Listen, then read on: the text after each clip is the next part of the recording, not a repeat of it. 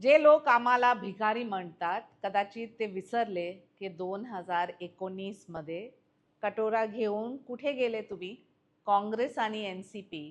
तिथे तुम्हाला फक्त सत्ता पाहिजे होते. मुख्यमंत्री म्हणून विचारधाराला डस्टबिनमध्ये फेका, मुख्यमंत्री म्हणून भ्रष्टाचार करा. तर संजय राऊतजी, आम्हाला तुमची सर्टिफिकेटची गरज नाही. आमचे नेता आदरणीय एकनाथजी शिंदे, त्यांना जनतांनी सन्मान दिलं, वोटरनी सन्मान दिलं आणि कार्यकर्त्यांनी सन्मान दिलं. आता तुम्ही बघा टॅली 2024चे विधानसभा इलेक्शनमध्ये 80 सीट लढून आम्ही 60 सीट जिंकले.